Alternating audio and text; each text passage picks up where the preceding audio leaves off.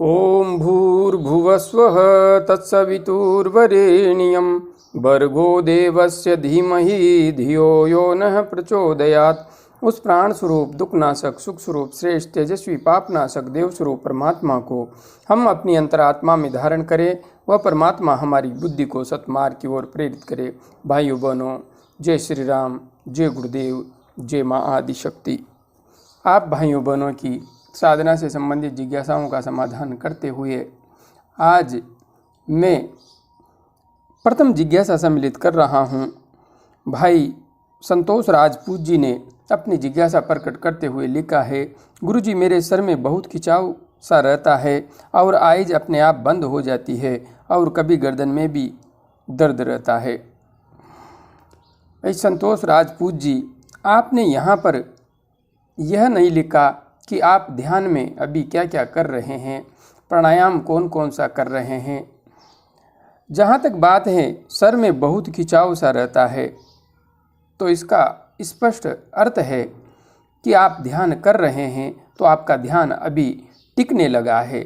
इसकी वजह से आपके सर पर विशेष दबाव उत्पन्न होने लगा है। आंखें अपने आप बंद हो जाती है।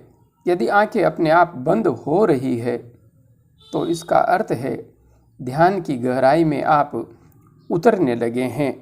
आगे आपने लिखा है कि कभी गर्दन में भी दर्द रहता है। यदि आप ध्यान के विज्ञान को सही रूप में नहीं समझेंगे और प्राण का प्रवाह सुषुम्ना नाड़ी में करके ध्यान नहीं करेंगे तो आपको विभिन्न प्रकार की समस्याएं अवश्य आएंगी। इसलिए आप मेरा वीडियो सुषुम्ना नाड़ी में प्राण का प्रवाह कैसे करें देख लीजिए। उस विधि का अनुसरण करते हुए ध्यान के मार्ग पर आगे बढ़िए, आप सहजता से आगे बढ़ेंगे। आगे श्रीमान सुभाष कालरा जी ने अपनी जिज्ञासा प्रकट करते हुए लिखा है, श्रीमान सुभाष कालरा जी की आयु 80 वर्ष है। जो पिछला कमेंट किया था, जो जिज्ञासा रखी थी, उसमें इन्होंने अपना परिचय दिया था, तो ये वरिष्ठ जन हैं, सम्मानीय हैं। श्रीमान सुभाष जी लिखते हैं, मेरी कुंडलिनी जागृत हो गई है, अब मैं आगे कैसे बढ़ सकता हूँ, आज्ञा चक्र कैसे जागृत हो। श्रीमान, आप इस आयु की अवस्था में भी, इस अवस्था में भी ध्यान के मार्ग पर सहजता से आगे बढ़ रहे हैं। आपने लिखा था कि आयु 80 वर्ष है लेकिन मैं पूर्ण स्वस्थ हूँ और योगाभ्यास करता हूँ, तो यह आपके लिए बहुत ही उन्नत स्थिति है और इस स्थिति में आप अपनी प्राण ऊर्जा को जागृत कर पाने में समर्थ हुए हैं, तो यह अपने आप में एक विशिष्ट उपलब्धि है। जहाँ तक बात है आज्ञा चक्र को जागृत करने की और आगे बढ़ने की, तो आप मेरा वीडियो आज्ञा चक्र का जागरण कैसे करें देखिए। सहजता से आप आज्ञा चक्र को जागृत कर पाएंगे, इसमें कोई संशय नहीं है।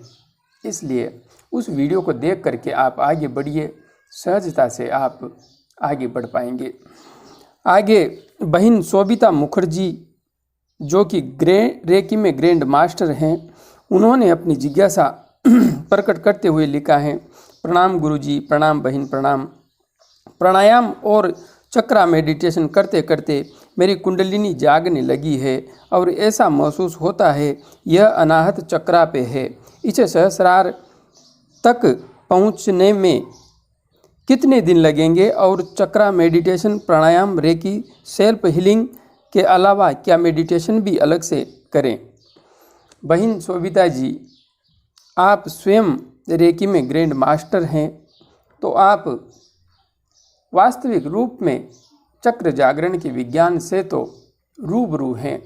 फिर भी हाँ, बहुत कुछ ऐसा है कुंडलिनी के मार्ग पर जहाँ पर हो सकता है रेकी के ग्रैंड मास्टर भी वास्तविक स्थिति को समझ पाने में असमर्थ रहते हों। आप प्राणायाम आपने लिखा है, प्राणायाम और चक्रा मेडिटेशन करते करते मेरी कुंडलिनी जागने लगी है। निश्चित है, और ऐसा महसूस होता है यह अनाहत चक्रा पर है। इसे सहस्रार चक्र तक पहुंचने में कितने दिन लगेंगे, कितने दिन लगेंगे, यह तो मैं निश्चित रूप से कुछ भी नहीं बता सकता, क्योंकि प्रत्येक साधिका के साथ समय अलग अलग लगता है। यह आपकी साधना पर, आपकी शारीरिक, मानसिक एवं आध्यात्मिक स्थिति पर ही निर्भर करता है कि आप कितनी तीव्र गति से आगे बढ़ पाएंगी। किंतु हाँ, आप विशेष रूप से इस स्थिति में नाड़ी शोधन, अनुलोम विलोम प्राणायाम का कम से कम 10 मिनट अभ्यास कीजिए। कपाल भाती प्राणायाम का 1 मिनट, फिर रुक के नाभि पर ध्यान करें, फिर 1 मिनट अभ्यास करें, फिर नाभि पर ध्यान करें, फिर 1 मिनट ध्यान करें, अभ्यास करें और फिर रुक कर ध्यान करें। इस प्रकार से कम आपको 5 मिनट तक कपाल भाती प्राणायाम का नाभि पर ध्यान करना है, और उसके पश्चात भ्रामरी प्राणायाम का कम से कम आपको 5 मिनट अभ्यास अवश्य करना चाहिए। और यदि अभ्यास सुबह शाम किया जा सके तो आप तीव्र गति से, शीघ्रता से सहस्रार चक्र की ओर अपनी ऊर्जा को प्रवाहित कर पाने में समर्थ रहेंगी। जहाँ तक बात है, आपने लिखा है इनके अलावा क्या करें, तो जो मैंने बताया है वो कीजिए, बाकी सब कुछ ठीक है। और हाँ, बहुत अधिक समय नहीं लगेगा यदि आप सही तरीके से अभ्यास करेंगी। अपने खान पान को भी योग मार्ग के अनुकूल रखिए, जिससे कि ऊर्जा को उधरोगामी होने में सहायता मिल सके। आगे बहन रजनी सिंह जी ने अपनी जिज्ञासा प्रकट करते हुए लिखा है, गुरुजी प्लीज़ मेरे सवाल का जवाब अवश्य दें। मुझे ध्यान करते 1 साल हो गया है। मेरी गर्दन पीठ से चिपक जाती है। 15 दिनों से मुझे ध्यान में मृत आत्मा दिखाई देती है। मुझे बहुत डर लगता है। बहन, आपको 1 वर्ष ध्यान करते हुए हो गया है और आपकी गर्दन पीठ से चिपक जाती है। यदि ऐसा हो रहा है तो आपको मेरा सुझाव है, ध्यान करने से पूर्व अच्छी तरह से प्राणायाम कीजिए। नाड़ी शोधन, अनुलोम विलोम प्राणायाम का 7 मिनट तक अभ्यास कीजिए और कपाल भाती प्राणायाम का 5 मिनट तक, भ्रामरी प्राणायाम का भी 5 मिनट तक अभ्यास कीजिए।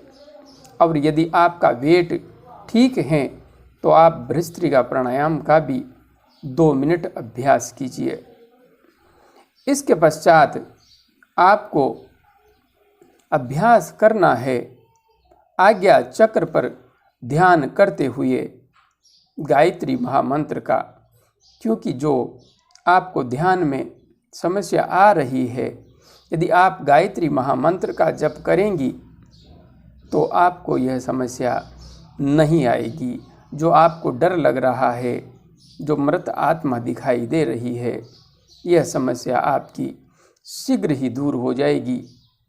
इसलिए आप आज्ञा चक्र पर ध्यान करते हुए गायत्री महामंत्र का कम से कम 20 से 30 मिनट के बीच ध्यान अवश्य, जप करते हुए ध्यान अवश्य कीजिए। और हाँ, आज्ञा चक्र पर श्वेत शीतल आभा से युक्त भगवान सविता नारायण का ध्यान और गायत्री महामंत्र का साथ के साथ जप, इस प्रकार से आप ध्यान कीजिए।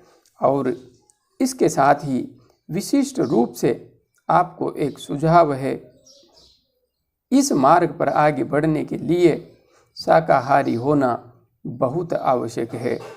इसलिए आपको शुद्ध शाकाहारी रहते हुए ही इस मार्ग पर आगे बढ़ना है, गायत्री महामंत्र का जप करना है। आज के लिए इतना ही। जय गुरुदेव, जय माँ आदिशक्ति।